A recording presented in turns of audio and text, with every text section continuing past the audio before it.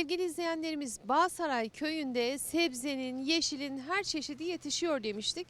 Ve ben de ilk kez bir brokoli tarlasına geldim. İlk kez brokoli nasıl hasat yapılıyor, nasıl toplanıyor burada onu görüyoruz. Efendim kolay gelsin. Sağ olun, hoş geldiniz. Hoş bulduk, sizi tanıyabilir miyim? Ben Ahmet Ali Tekkanat. Bağsaray köyündensiniz. Doğu büyüme Bağsaray köyündeyiz. Siz de çiftçilik yapıyorsunuz, üreticilik yapıyorsunuz. Üreticilik yapıyoruz. Brokoli tarlasına biz ilk kez geldik. Siz kaç yıldır bu sebzeyi üretiyorsunuz? Vallahi ben bunu ta ilk zamanlarda tohum alıp fidan dikiyordum. Evet. Ondan sonra şu arkadaş başladı, Mehmet. Eskiden Tobika diye bir brokoli vardı. Şimdi hazır fidan alıyoruz. Aşağı yukarı ben bu işi 15 senedir yapıyorum. Efendim fideden ekiyorsunuz. Fideyi satın alıyoruz. Fideyi satın alıyorsunuz. Eski az ekiyorduk. Fideyi kendimiz yetiştiriyoruz. Şimdi 3.000, 5.000, 10.000, 20.000 dikince fideyi satın almak zorunda kalıyoruz. Bu 90 günlük. Dikiyorsun, 90 gün sonra verimi başlıyor. Ama yaz sezonunda hasat en fazla bir ay sürüyor. Çünkü sıcaklarla birden gelişiyor. O pazarı bulmak lazım. Girdiler çok pahalı. Geçen sene bir fidan, domates fidanı 48 liraya geldi. Bu sene 78 kuruş. 78 lira hesap ediyorlar. Bir domates ortalama 7 kilo domat veri. 10 liraya sattığın zaman fidancıya çalışırsın. 13 liraya sattığın zaman gübresini şeyini alırsın. İşte tefekkalarla onu bir de pazarda derler ki ya çok pahalı. Aslında 3-5 sene sonra bu çiftçilikte bitecek yani. Millet işinden çıkamayacak, bırakacak. Umarız öyle olmaz. Teyzeciğim siz neler yapıyorsunuz? Sizin isminiz? Aynen kızım.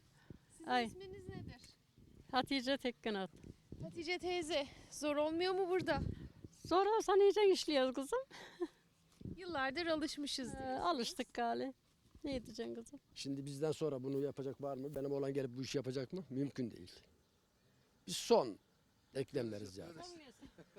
Siz oğlu musunuz? Gelin şöyle alayım bir sizi. Efendim siz çiftçilikle uğraşmayı düşünür müsünüz? Babanız çok umutsuz konuşuyor. Ben buradan Bağsaray Ortaokulu vardı. Oradan mezun oldum. Ondan sonra askeri okula gittim ve asker olduk. Yani rütbeli personel. 35 yıl Ankara'da çalıştıktan sonra işte annemiz babamız burada, köyümüz burada diye tekrar ata yurduna geri döndük. Annemlere işte hafta sonları destek oluyorum. Pazar, salı pazarı, pazartesi günleri babama destek oluyorum falan. Yani bu şekilde hem çocuklarımı bu kültüre alıştırmaya çalışıyorum. Hem de kendim boş zamanımı bu şekilde değerlendirmeye çalışıyorum. Çok da faydalı olduğunu düşünüyorum bence. İlerideki bu küresel ısınmayla birlikte toplumsal farklılığın da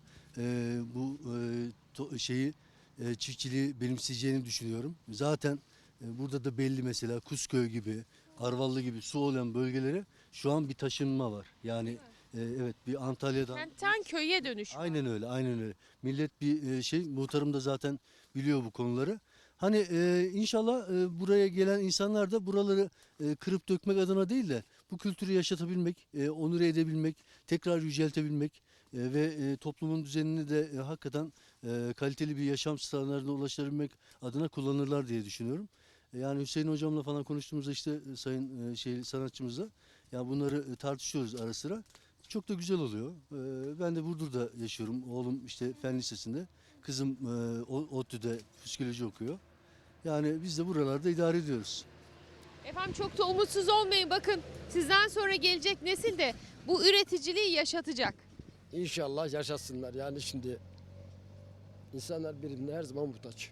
Kesinlikle. Yani. Efendim? Biz işin içinden gerçekten yani emeklilik olmasa bu iş ile geçinmek çok zor. Şimdi oradan gelen öyle böyle diyor da yani gerçek bu. Uzaktan da olunsa sadece hoş geliyor. Aynen, aynen.